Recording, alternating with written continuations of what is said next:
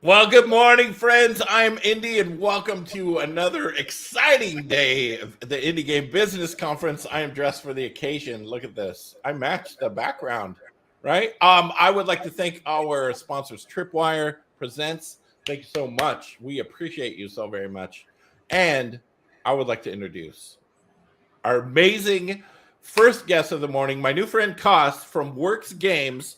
And he's going to be talking about getting diversity and culture right in the game industry. And he's talking about a 32-hour work week. I think gaming culture and diversity is super important, but so is comfort. And I'm sure he thinks that as well. So, because he looks so comfortable. I'm going to get one of those. Jay, can I get one of those chairs for work here? I think that's awesome. All right, well, take it away, Kost, and enjoy, everybody. Thank you. Good morning if you're in the US, and good afternoon if you're in Europe. Thank you for coming to the talk bright and early. And we're talking about diversity, culture, and other good stuff in the gaming industry today. And let's see. So it's probably a good idea to understand who we are, since it's unlikely anybody's heard of us, since we're relatively new. So WRKS Games was recently honored in the United Kingdom by the Barclays Entrepreneur Awards this year as a regional winner in the games category in London. Which we were quite happily surprised to get. It's a relatively small company and was founded 5 years ago. It's a company on a very big mission. So we had a lot of groundwork and legwork to build before we could start putting products out. We got our feet wet in 2019 with our first PC release and our first tabletop game release, but our actual products that we're going to be bringing out to the market for commercial value are starting next year. And we actually got the recognition from Barclays largely because of the fact that we have a completely remote, very diverse team that has, through a combination of operational setup we have at WRKS and quality and caliber of people that have joined us, been able to deliver a result that is vastly beyond what the tiny 12-person team really ought to be able to do. We are headquartered in London. We have a sales office in the United States with one opening in Singapore later next year. And we are at WRKS Games on all social. I myself go back quite a long way in the gaming industry and started 25 years ago, actually. It was the very first thing when I was but a young fellow, back in the wild days when I still wore pants. This is like a long while ago. And I had a tabletop game company called Sylvan Publishing, and we were the first people to do digital tabletop games. These are games like Dungeons and Dragons in PDF format. And we had like audio and video and stuff built into the PDFs. It was at the time very cutting edge, and we sold them at a very high price point. And now, as a 25-year-old, I was good at a lot of things, but one thing I wasn't good at was running a company. So although we did do very well, it didn't turn into the company I wanted it to be. And 25 years later, WRKS Games is now the thing that Sylvan Publishing would have been if I knew what I knew today. So let us get on with it. It's a good idea to have an understanding of what we're actually going to be spending the next 35-40 minutes doing. The game industry is awash in discussions, debates, as it should be, about diversity and culture in the industry, because the last generation of the industry was pivotal in getting the industry to where it is today in the world, but it made a lot of mistakes. It's especially in the Western gaming industry. However, this presentation is not a bunch of general fluff about diversity. There's a lot of that around, and it needs to be around because that gets the debate going, it gets the talking going, and it gets the subject at the forefront. But I think something that's been lacking a lot in what I've seen so far in the last 12 months is not so much a definition of the problem, but what do we actually do about the problem, which is what this presentation is going to be. We are going to have a little discussion today about practical things you can do. And what I wanted out of this presentation was at the end of it for you to have a blueprint that you could take away and execute in your organizations. Keeping in mind, of course, that the way we did it is right for us, and the way a plan or a process is executed has a lot to do with the environment, the people, the timing, the particular circumstances of that particular execution. So this is not about you slam dunking this word for word into your world, but taking from it what is practically sensible for you and executing in a manner that's right for you as you see fit. Right. So this is one of the questions that I tend to find people don't ask a lot when they discuss it. Do you actually need diversity? Diversity is not about running around the place and hiring 2.5 diverse people every other month, which is a thing companies are doing now. That's the silly version of this. That is not the right way to execute it, because it's important when you do anything in your company that you begin by understanding what you are, who you are, and what you exist for. A game development company is a consumer-facing product organization. Therefore, we exist for our consumers first. So the first thing we should look at is, who are your consumers and who do you want your consumers to be? If it is so that as a game development company, 90% of your consumer base is heterosexual white males, and that is the right consumer base for your products, and that is who you want your consumer base to be, there is no point or having your company be 90% heterosexual white males is perfectly sensible. And there is no reason for you, the industry, anyone, to be forcing diversity on you if it isn't right for you and isn't right for your consumers. Now, the people we typically refer to as diverse minorities are not the minorities of the gaming consumer world. The vast majority of gamers in the world are not heterosexual white males. In fact, they're not white at all, and they barely speak English. So if you're going to succeed as a global gaming company, or as a company that deploys to a global gaming audience, you are going to need to be diverse, and it is going to be hard to be the company that develops games for a diverse gaming audience unless you as a company are diverse. And that is the thing that should lead you to the question. You ask yourself, who are our consumers? Who do we want our consumers to be? That should be your guiding pathway to deciding what diversity is in your organization, because this is a really, really broad term and can happily encompass a wide variety of things. So first of all, let's understand the problem. This has been a problem of some considerable scope in the Western gaming industry for a couple of decades. We know that now. The gaming industry has been very under the hood and opaque to the rest of the world for a long time. Then it started to succeed massively, and that put floodlights on it and eyeballs on it. Layers started to get peeled away. And one of the biggest issues that have cropped up, that have received a lot of publicity, is this issue of why is there such a gargantuan lack of diversity and such a gargantuan cultural problem with work ethics, work time, effort versus value, pay, and gender pay gap issues.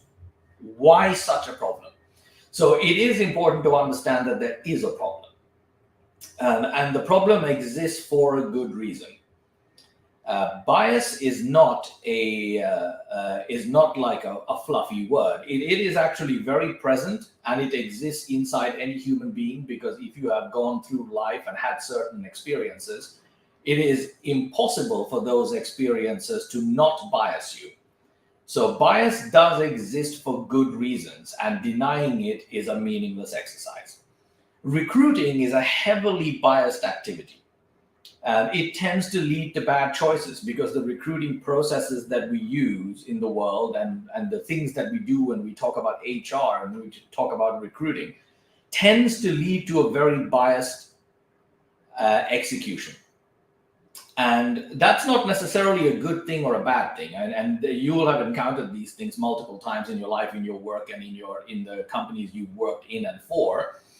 Is that if you have a situation where you have a large company, for example, who has an office building, got thousands of people in it, and you have an HR organization whose job it is to recruit talent for that organization, they are going to lean towards recruiting birds of a feather because when you're talking about sticking thousands of people into one physical location, you kind of need them to get along. There isn't a natural tendency to go off and recruit some extremely different or really challenging person into that world, because it causes the lack of ability to work together. So HR has a tendency to lean towards hiring birds of a feather in any large organization. And beating that requires some really focused processes to beat that.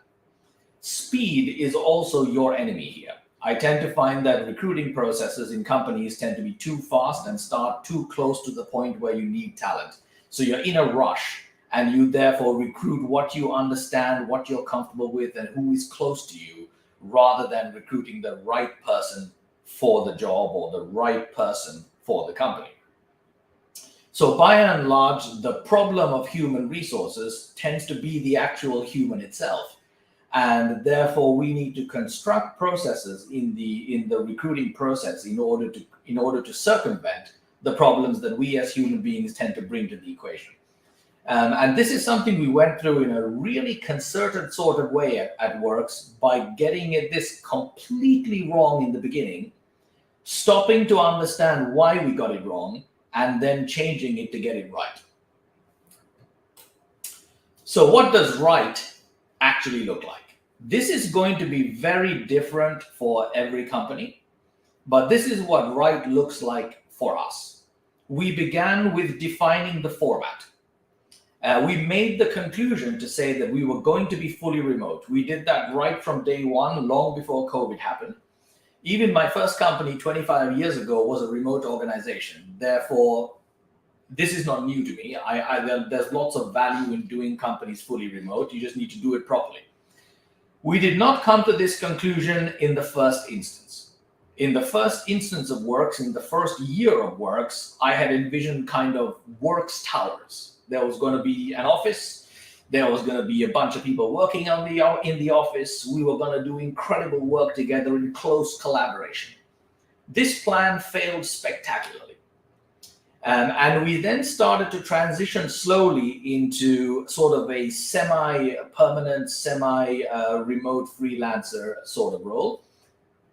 That too had a lot of problems, because everything that is around a company, organizational processes, communication, development processes, all of these things are completely different based on whether there's permanent employees in there or remote employees in there. So if you're going to do a half and half thing, you're going to challenge yourself as an organization very heavily to get those processes right and optimized. We decided to do this the easy way and moved away from that half and half model and made a decision after year one that we were going to be fully remote. I do think that it's best from a process point of view and from a growth point of view to make a really hard decision whether you're going to be fully permanent or fully remote, and pick one or the other. It is not impossible to do both. It's just twice the work, and therefore you must be ready to put in twice the work. The talent type. This was also one of these things that we learned by doing. We are 100% freelance, no exceptions. The reason for this is that as a small company that has a very big mission, we needed really top talent. And as we were going through our first 12 to 18 months, we noticed a few weird things. We'd hire a bunch of perfectly good-looking, at least in the CV experience, permanent staff. They would do work, and they'd have a certain output level. Once we started doing the half and half thing and we started hiring freelancers, we were hiring experienced freelancers because most freelancers are experienced.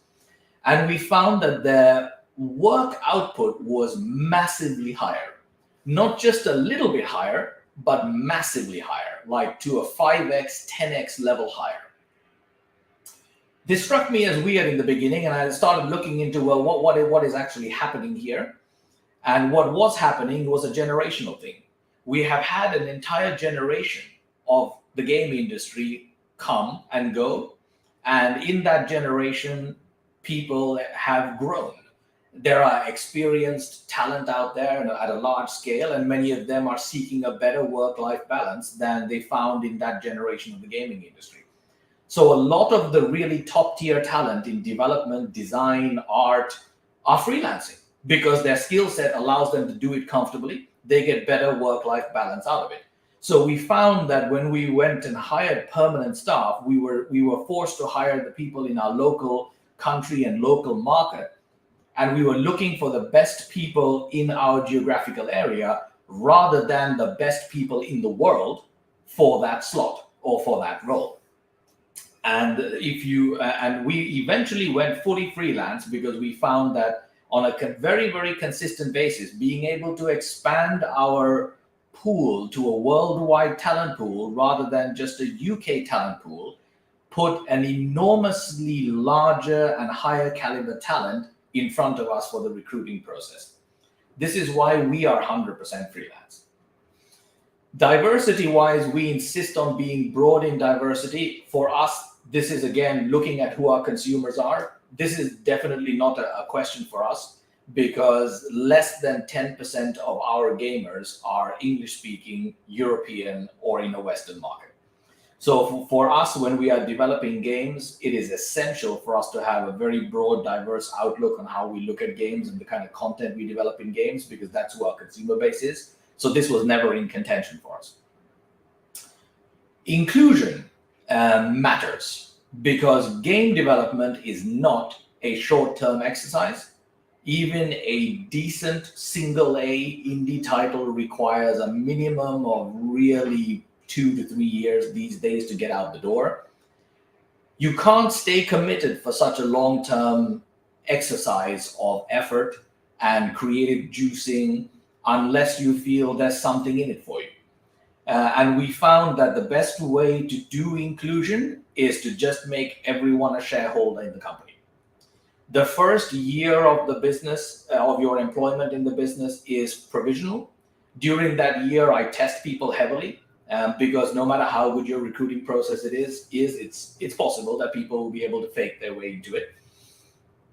And someone can fake who they are, what they're like, what they do, their skill set for a month, maybe 3 months. If you're really good at it, 6 months. But you're never going to be able to consistently fake it for a year. So we put every single person who comes into the company through their paces for 12 months, make sure they are who they say they are, make sure who they are, that we think they are. And once that first year has gone by, I will ask myself the question, am I prepared to work with this person for the rest of my life? And if the answer to that question is yes, they move on from there into the longer term employment pathway, which includes becoming a shareholder, and a share option package is allocated every single year like clockwork.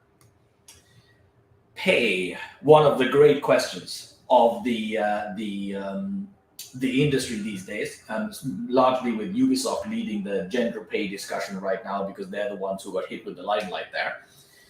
It's a tough one, this.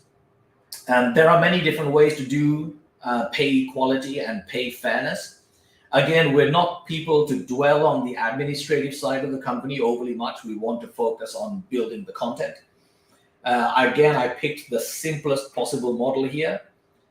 When you look at what a game is, it is easy to convince yourself that game developers are more important than anything else in the company, because without them, there will never be a game. But that's the wrong way to look at it, because you don't make money as a game company because you've developed a game. You make money when you ship the game. And you're not going to ship a game that doesn't have music, that doesn't have sound effects, that doesn't tell a great story. You're not going to be able to make money shipping a game without the marketing effort, without advertising. At the end of the day, if you look at the exercise of building a game commercially to release, there is no particular talent segment that isn't necessary. And removing that talent segment makes the game less likely to succeed. So whereas the game developer may wind up spending more days on the game development process than, say, the musician might, the musician and the game developer are both equally important to releasing the game. Therefore, we simply just pay everybody exactly the same salary. And this goes across all of the bands in the company. No matter what you do, you get paid what everybody else gets paid. We have because we're a freelance team, we have day rates, and the day rate is equal for everyone at all times. I push the day rate upwards when I have enough money to push it upwards for everyone. But otherwise, at any given time, everyone gets paid the same amount. The organization that works is set up as self-managed small teams because we're international. There's no such thing as micromanagement in this company. When we hire somebody, we expect them to self-manage and drive the result that the company wants. The company is divided into a selection of teams. Each team has got a team leader. The team leaders have got a small team working for them. I set the framework of what I need from the team, but inside that framework, they deliver as they wish. So that is the method that works for us. And payment is linked to performance. In our world, what that means is that at the beginning of every month, we look at the people who are working in the company, and the team leaders will set their goals for the month in line with what the company wants. If those people do not get to those goals at the end of that month, then they get paid the percentage that they actually got to. And if not, they get paid the full amount. These days, we're pretty well functioning on the structural and the planning side of the business. Very rarely does anybody not hit an agreed goal. Therefore, we have never had to dock anyone's pay at any point. But we have always been clear from the very first day that salary is a performance-based remuneration method. If you don't work, you don't get paid. And the people that don't believe in that just don't come into the company. Thus, we have a very, very well-balanced structure of high performance, high results versus equal value structured in. Now, this is how we did it. How do we know that we got it right? In the last 5 years of the business, of course, there have been situations where I've had to fire people or make people redundant due to company requirements and changes of plans and things. But no one that we have put on the payroll has ever voluntarily left the company to go do other things. Our voluntary attrition is 0%. So we know that for us, we got this right. You will need to figure out in these headings the right things for you. The correct way to do it is to go from left to right. As you nail down the stuff on the left, the stuff on the right will automatically resolve itself for you. If you try to go from right to left or dot your way around this, what's going to happen is you're going to wind up having a recruiting policy that fits what you decided the company wants on the right side, instead of having the company that maximizes the people that you've got. So it's a left to right exercise, and through experimentation and iteration, you will find the right balance for you. So all of this boils down to the recruitment process, which is a 4-step process for us. I will get into more details about this in the rest of the presentation, but these are the 4 things that are critical for us. We have a need versus want philosophy to hiring. We hire only when we genuinely need people. We have no such thing as continuous hiring, and we really think a lot about whether or not we're going to put somebody on the permanent running payroll. And there's a good reason for that, which we'll get into. The initial pool is the single most important thing for diversity in your organization. Human beings are diverse by nature. If your recruitment is not diverse, that's because you've engineered it that way. Yeah, and the initial pool is the single most important thing to get right. Hiring for performance and results is also an important thing. Testing in the right way is good during the hiring process. And the key thing at the end, and this is something we iterated our way to because from the failures in the first year, is like, how do you make the decision of who to hire in a shortlist? And what we have done is something quite unusual. We have pushed it to the talent to make the decision. And I'll explain how in a little bit. So let's take a look at need versus want. Hiring has consequences. Works is on a long-term mission. So whenever I hire a person, I assume that person is going to be in the company for the rest of their lives.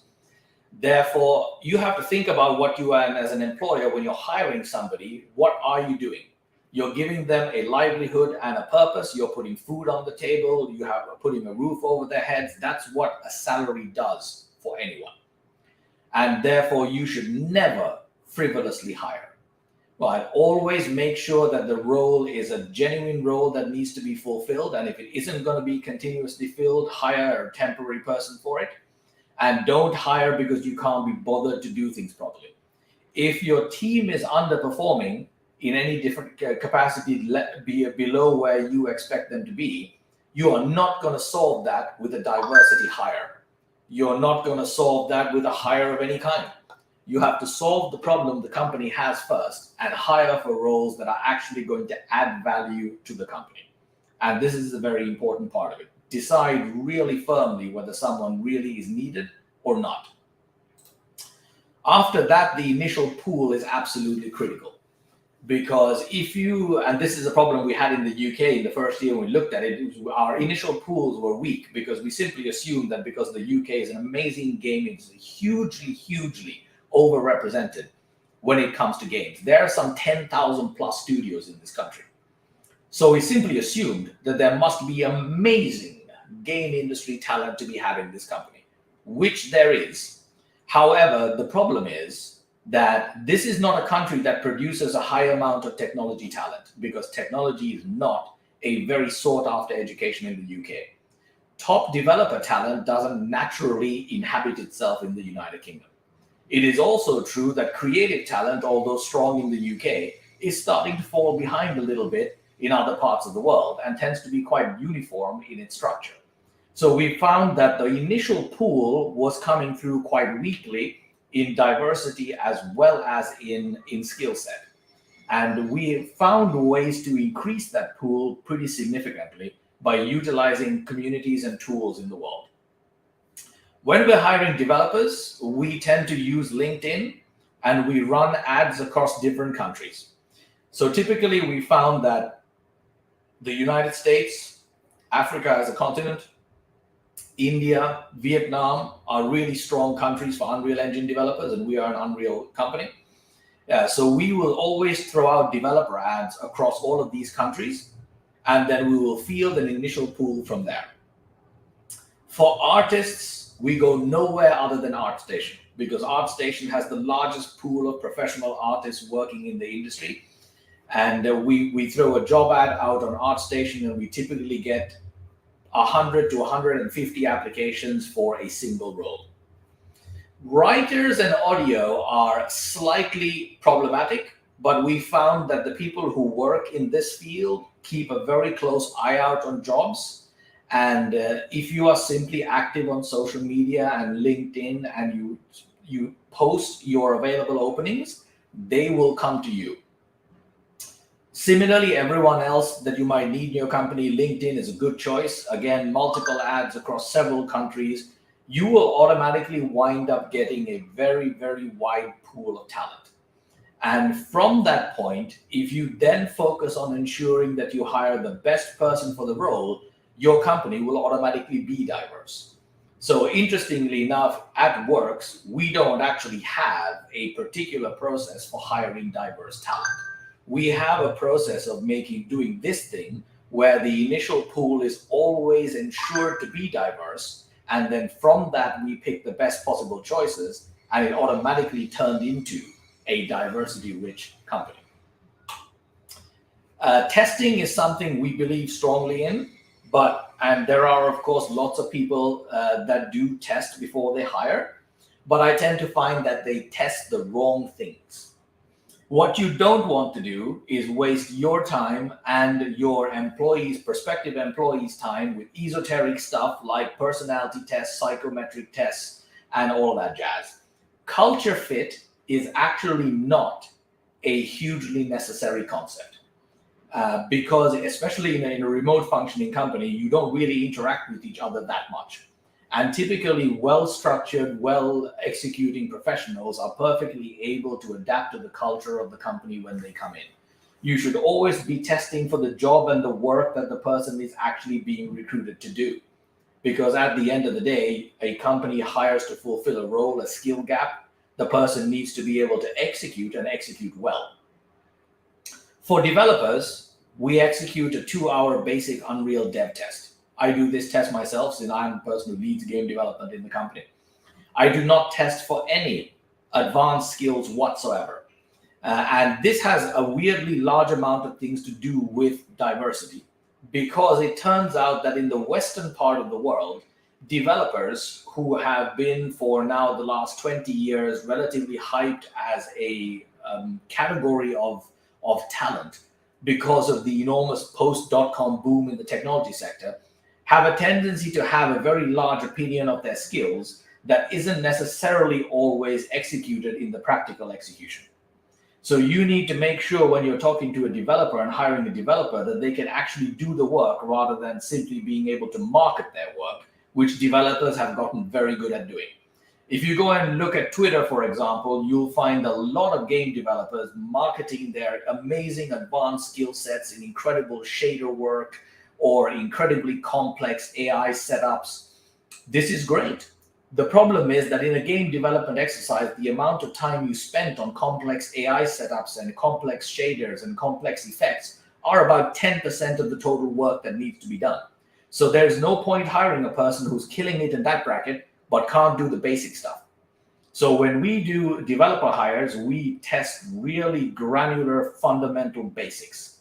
Do they know how to set up a project well? Do they communicate well? Do they document their code well? Can they set up a character and get them to move in the world well? Do they understand how to execute physics well? This is the stuff you spend all of your time doing as an Unreal developer in a game. So we only test for the basics. The advanced stuff, you can Google and YouTube your way to the advanced stuff when you need it. As long as you know how to absorb new knowledge and are continuously evolving that knowledge, there's no problem.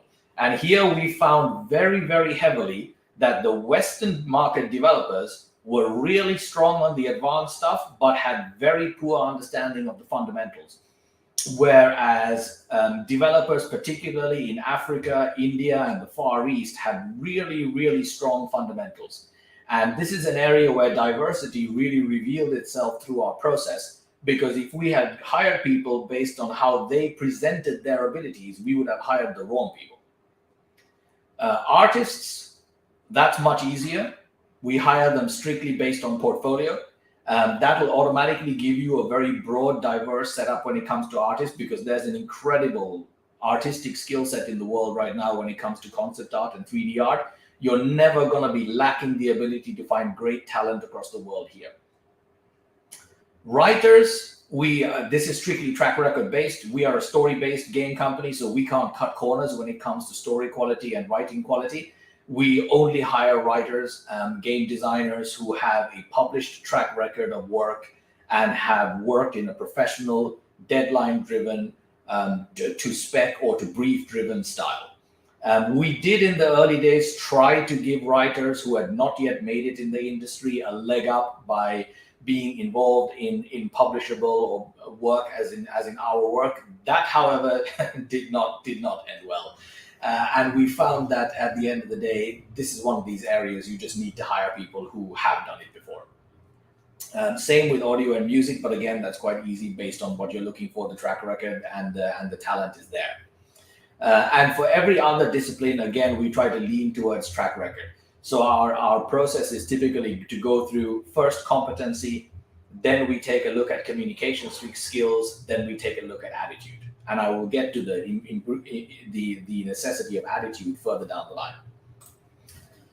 So this is the complex part, the talent knows best part. So the typical HR recruiting process is fundamentally flawed. It took me a while to figure this out because we failed so heavily in year one. I was trying to figure out why it is we were failing.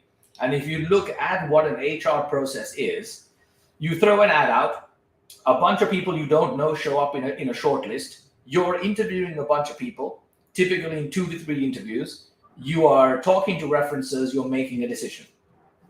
As the decider, you are deciding over people you don't know in a very short time frame with a very limited view of that person, trying to balance that out by asking the references, another bunch of people you don't know, to find a rationalization to believe that you have hired the right person.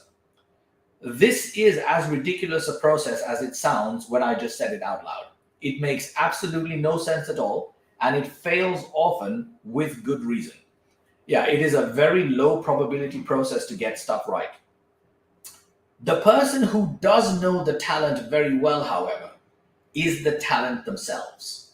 So once you've gone through the pool development process, the shortlisting process, the interviewing process, if you are happy with the short list that you have created, leave the final decision making to the talent itself by presenting what you expect as a company and letting them decide whether it's a job they can do.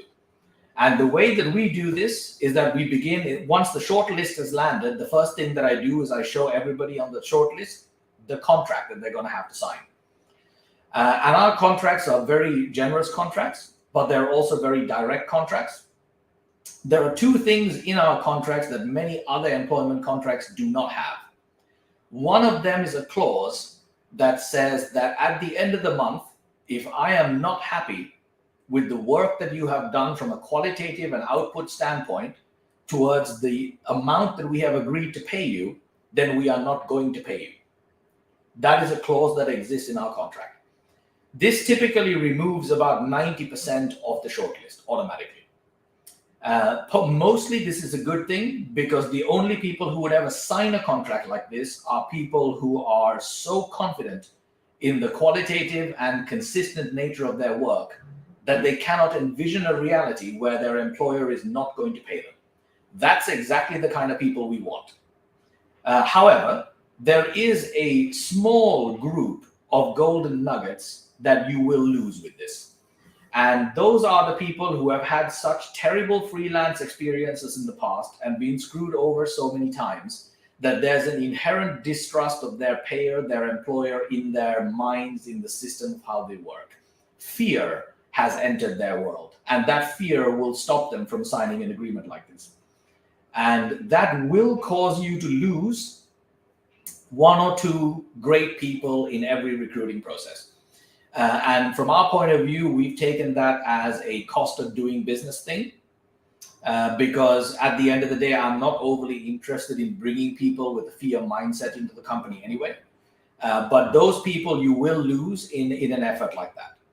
There's another clause that we have in the contract that you seldom have. That is a morals and equity and equality. What is it called? Actually, it's a morals and ethics clause, which basically boils down to the do not be an asshole clause that allows me to fire a person if they behave in a manner that simply isn't up to scratch for the 21st century. These two clauses have done an amazing job of removing bad decisions from our world. And if I look back at the last 5 years and look at the people who are in the company now, not only are they great performers, great talent, but they're also really stellar human beings. And I credit those two clauses for having brought that into our world, because there is no way for you to really know that in an interview process. Pay close attention to attitude and commitment during an interview process. If your gut feeling about the person is wrong, or you're hearing something they're saying that isn't right, your gut feeling is probably true, go with it. Because if people don't want the work they're applying for, it'll come through pretty clearly in an interview process, and you shouldn't hire those people. Right. And I also have a general rule about not negotiating, and this is because of our core values. We have our pay equality, we have our shareholder agreement model. If somebody comes to us and thinks they're the world's greatest talent for the role but wants to get paid twice as much, even if I agree with them, the answer is always no. Because if you're going to have core values, you need to stick to your core values. And if you make one single exception, this is going to destroy the entirety of the culture you're building in the company. There is no single person that is worth any of that. So we very strictly do not negotiate. We say, this is the role, this is what it is, this is what our compensation is, this is what our culture is. You will buy into this, or you're not coming in the door. And we have had plenty of people who have chosen not to come in the door. Also, a very large amount of those people came from the Western gaming industry rather than the non-Western gaming industry. So not deviating from the values and not negotiating is a core part of our thing. We have a thing that we do, we know it works. You're either on board or you are not on board. This is another one of these things that has automatically sorted out diversity for us. So last but not least, we're at the tail end of this now. I'll be handing over to questions any moment now. So you've done all of this. Now what? You've hired a bunch of great diverse people. Now what? So here again, we've got 4 areas. I have always said from the beginning, I started this company with a lot of planning and thinking. It has a very specific goal that we are attempting to achieve. And what is important is the company's goals and what the company is trying to do. And I've always hammered in from the beginning, you, everyone involved in this company is here to service the company's business plan. Company comes first, everything else comes second. And that is an idea that should be embodied by everyone in your organization and cannot be embodied unless everybody believes in the mission. Paying attention to attitude is important. It's not the job of the employer, the company, or people in the company to fix other people. Right? And leadership is not parenting. Do not procrastinate on decisions. If you know a decision needs to be made, make it.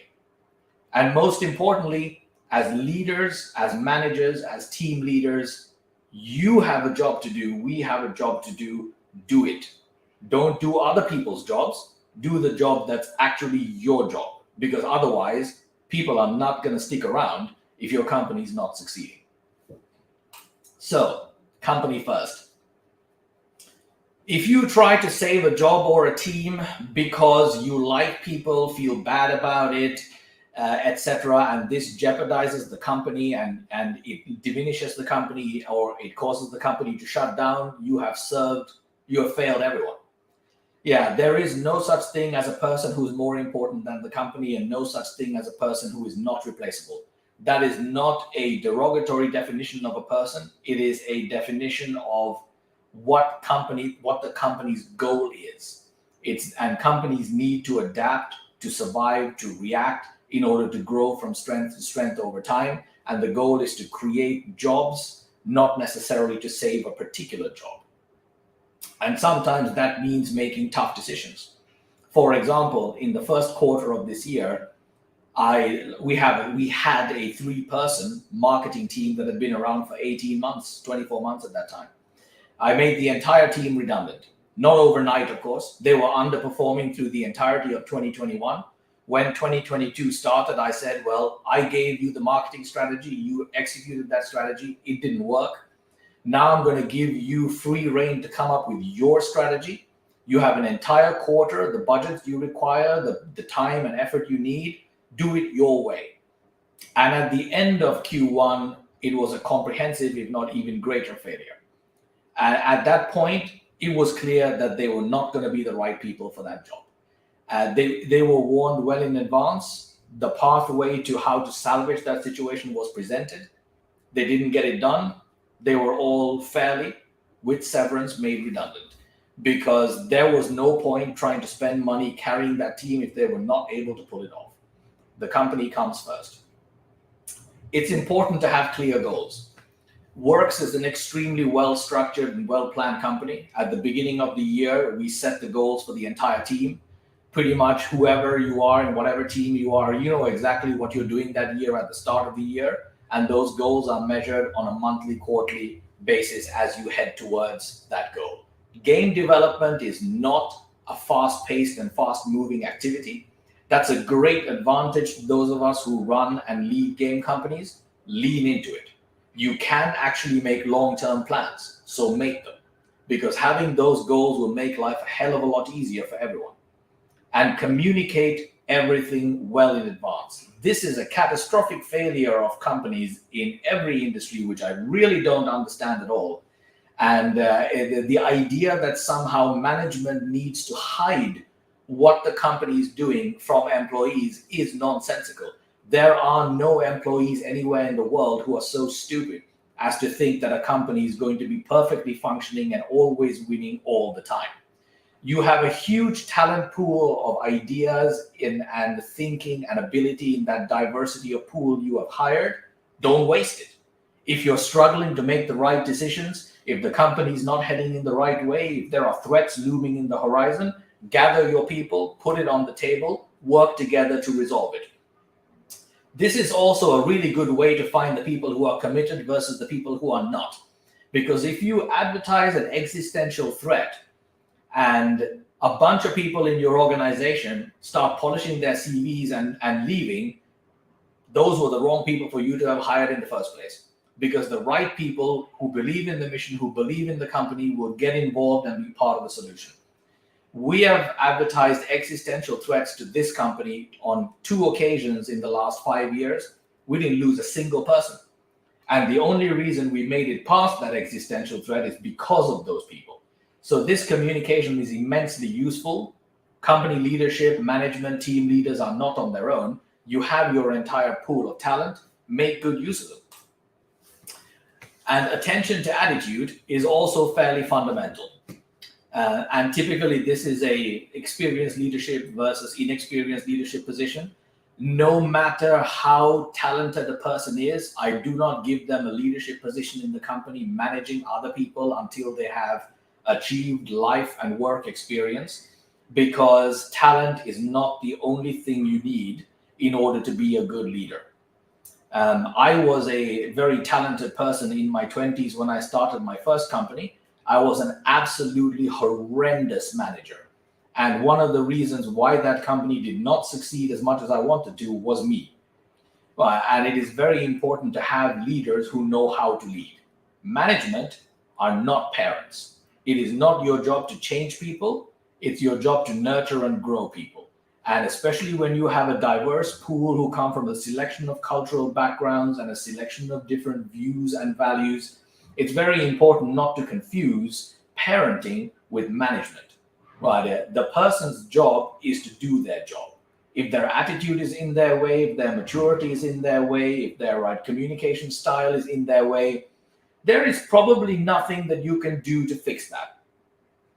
And therefore, replacing that person is more beneficial to the company than you wasting your time and effort trying to fix a person. It is nobody's job to tolerate other people's major issues. Right? Make sure that this decision is made very resolutely, and this is particularly true for diverse teams. And again, I go back to an example we had in the early days of WRKS. And actually, even in a previous company that I've worked in, I had a Muslim team member, absolutely lovely guy, but he simply could not stop trying to convert everybody into Islam.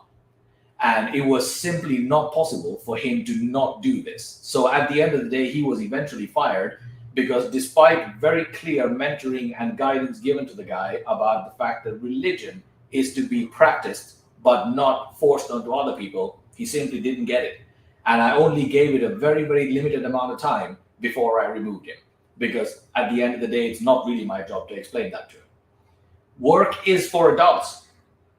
Treat them like adults. There is nothing worse that you can do in a company to mess up your culture than to take a person who's underperforming or chronically making self-generated issues and then rewarding them. Salary is a performance-based remuneration method. If you have really high-performing, wonderful workers up here and you're paying them a salary, and then you have an idiot over here and you're also paying them a salary, that person over here is going to leave, whereas the idiot is never going to leave.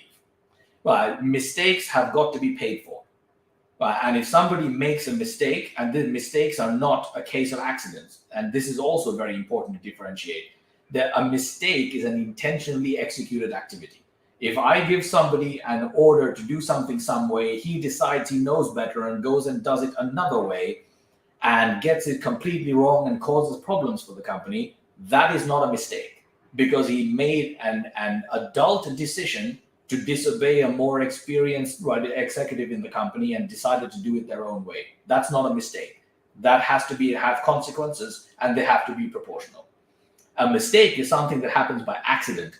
That can happen a million times a day. That makes no difference at all. It's the intentional issues that need to have consequences. Eradicating negativity is absolutely essential. A bad attitude is a cancer. There's a very, very fine line between somebody who has an intelligent dissenting opinion for the purposes of improving an environment and somebody who's just a naysayer for no other reason than being a naysayer. This is a rule that I execute with brutal certainty. If somebody is just a negative person, he goes, because there's no place in that sort of attitude, no place for that attitude in a creative team. It just brings everyone down, and it grows around the team. And also, teams are not for everyone. The person and the role are not the same thing. And sometimes a person and a role do not fit well together. And if you pay attention to your team and attention to how they operate and how they behave, you can get a great deal of value out of this. And when you are putting together diverse teams, this is particularly important, because one of the problems with moving away from the birds of a feather rule is this happens. And you do have to pay attention to this, otherwise the team will not function properly. Don't procrastinate on decision making. Human beings are not data-driven decision makers, even though we insist on pretending that we are. Especially if you are an academically educated person, you are likely to convince yourself that you need mountains of data to make a decision. Human beings are instinctive decision makers. Yes, it is a good idea to leave a decision to the last minute that you need to make it. But once you have arrived at the time to make it, don't wait any longer. Because if your gut is simply not leading you properly, improve your gut. But don't start questioning your gut, because human instinct is very, very strong. And it's something we lose when we grow from childhood to adulthood, because children have an instinctive ability to accept everything in their environment, because they're very finely honed to feel when something is wrong. They can hear a truth versus a falsehood. Therefore, they tend to accept a lot of different things. As you become an adult, data gets in the way of that acceptance and bias starts to enter your world. The human gut is an excellent decision-making tool. Lean into it. And do not procrastinate about whether or not decisions are good decisions or bad decisions before you make it. Because to be honest, there is no earthly way that you're going to really know whether a decision is right or wrong until after you've made it. And the most important thing is to make a decision for clear reasons, own the consequences no matter what they are, and move forward. And a bad decision that is made extremely well and thoroughly owned generates a great deal more value than a good decision that's been made weakly. And last but not least, it is very easy to sit as management and start talking about improving your culture, improving your employees, educating your team. All of that is comprehensively useless if you're not doing all of those things for yourself. Management are not on lesser standards. Fix yourself first, and make sure that you're setting clear, consistent, and good examples. And I spoke earlier about the critical moments that happen in a company. One of the things that happened is in year 2, this company is financed entirely by my own money. So I always know exactly how much money I have to do things. We started out year 1 with a really well-running early stage startup. Year 2 showed up. We met an investor. He got super excited about works, got us excited about acceleration, committed to coming in with an investment round. We geared up and accelerated team size and cost base to match that. The money never came. There were a lot of excuses, but at the end of the day, the money didn't show up. And for the first time, we had racked up a cost base that my money was not able to cover. There was no way to deal with this other than taking some strong, immediate actions. A bunch of people were let go. The team that were left, I sat them all down and we had a discussion about what needed to happen. Some people were going to need to be paid late. People who are freelancing across multiple projects who already had fixed incomes would have to wait for their salaries. While we created a plan to get ourselves out of it in a year, and then we started executing that plan. And the very first thing I did when we started executing the plan was I left my very expensive house I was renting at the time. I put a bed in our WeWork office, got permission from the WeWork team to sleep there, and I lived in the office for a year. And you set the example that you're prepared to do your part, everybody else followed. And it's important to be valuable as a leader, add value. Your job as a leader and as a manager, as a team leader, as HR is not to just endlessly talk. You have to clearly show that you add value. And the best way to keep people in the business growing and happy is for your business to succeed. So have a plan, get everyone on board the plan, execute the plan. This company had fortuitously a very clear business plan from the very first day. I wrote it down before I hired even the first person. And whenever somebody goes past that 1 year limit, I give them the business plan and say, this is what the company does, and this is what you do and how what you do fits into that plan. and I get them on board, that stops them from thinking of themselves as a meaningless cog in the machine. And when push comes to shove and you need to go above and beyond, they understand what the above and beyond is for. And as long as you are doing your job properly, the company will continue to grow. And if you are not doing your job properly, then fire yourself from that role and give it to somebody who is going to do the job properly and do what you do well instead. Make sure the company is moving forward. The rest will take care of itself. And that, ladies and gentlemen, brings us to the end of that. So I will stop my screen sharing, hopefully. This, I got to say this, right? This is progressive. This is also like, you know where you stand with the company, right? You know exactly where you stand. You know what you need to do. You know what's going on. You know, that's amazing. That's what years of experience will do right there. Okay, so we got a couple questions before time runs out. From the Discord, what's the biggest thing that employers don't think about when trying to retain talent? The biggest thing that employers don't think about when trying to retain talent. I think employer happiness kind of grinds itself into two different areas where for an employee, they understand that they work in a competitive environment, in a competitive workplace, and therefore their skill set must grow. I think it is important to understand that people need to be challenged. It's quite easy to be lazy as an employer. Especially if you have an irreplaceable employee who's doing a killer job in a particular area. It is easy as an employer to go, right, let's keep this guy here. And just pay him more. But the thing is that that's not going to evolve that person. And you need to challenge yourself as an employer sometimes and just lift people out of their comfort zone and out of the zone that they drive value to the business and give them something that will challenge them, that will grow them. Right. And that can yield wonderful surprises. But I do think that it's important that companies look at their employees as people who need to have pathways that improve themselves. Because there may be a day when the company is not there and they need to move onwards. Or then there may be a day when what they're doing is not happiness driving for them anymore, and there needs to be a path that leads them out of there. So establishing such a path is a good idea. So all of this stuff that you shared in the talk, you share this with people when you're hiring them as well? So it's like, yep, we are completely open about all of our cultural characteristics and values on day one. No point hiding it. Because you don't really want to hire someone, pay them for 6 months, and then find out that there's a fundamental disagreement on a core value proposition in the company.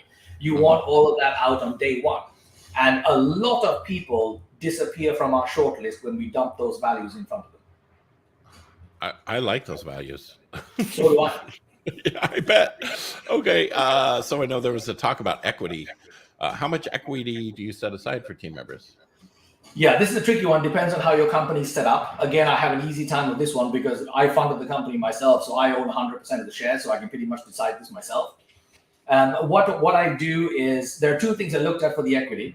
I wanted it to be in a situation where if a person spent 10 years in the company, once we reach our goals of becoming the large public company we want to be, that they'll be able to walk away with £1 million for every 10 years that they spent with the company. So I actually went and did a calculation looking at our value growth and share options that we needed to deliver, and say if a person's 10-year investment with us needs to deal £1 million in return, what does that number need to be? And we calculated that down, and then we set aside a portion of the company for current and future employees. It basically boils down to about 5% of the company being reserved for the current and future employees. That's amazing. That is truly amazing. Okay, so it looks like they are ready. We appreciate you so much, Cause. Are you on our Discord? You in the Discord? I am on your Discord, yep. All right. Well, you're not my friend on Discord. I wish you were my friend on Discord. We can easily fix that. That's right, because I would love some advice and mentoring on some things, and that would be amazing. Yes, I will send you a friend in right now. Yeah, feel free to hit me up on social or on Discord. I'm actually listed as Cos from WRKS Games on the Indie Discord. Well, I have your email. I've got the power. Yeah. All right. Thank you. Thank you so much. Everyone join our Discord. The talk is just starting right now, so tune in. Thank you all. Bye-bye.